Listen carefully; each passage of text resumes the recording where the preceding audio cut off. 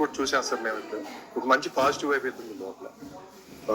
So day 1 నుంచి ఇదే మీరు కంటిన్యూ చేస్తున్నారు? ఎస్ అండి, మేము ఇప్పుడు కేసరపల్లి దగ్గర 182 విల్లాస్ కట్టాం. గోగరాజ్ గంగరాజ్ గారి దాంట్లో 182 విల్లాస్ కట్టాం.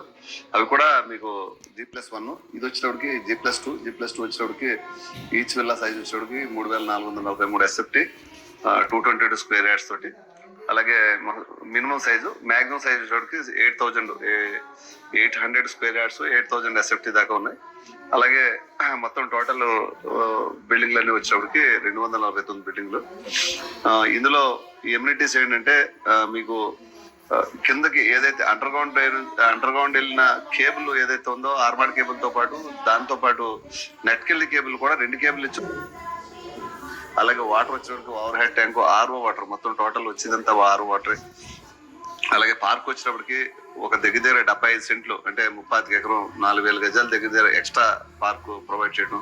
స్విమ్మింగ్ పూల్, ఇందులో ఇండోర్ షటిల్ కోర్ట్ ఉందండి. నేషనల్ టోర్నీకి సమానంగా ఆడగలిగే కెపాసిటీ ఉన్న కోర్టు, కింద స్ప్రింగ్స్ తోటి టేక్వుడ్ తో చేసిన కోర్టు, ఇండోర్ కోర్టు. అలాగే అవుట్డోర్ వచ్చేటప్పటికి టెన్నిస్ కోర్ట్ ఒకటి, బాస్కెట్ బాల్ కోర్ట్ ఒకటి, అలాగే వాలీబాల్ కోర్ట్ ఒకటి, క్రికెట్ నెట్ కోర్ట్ ఒకటి, ఇవన్నీ ఉండటం జరిగింది.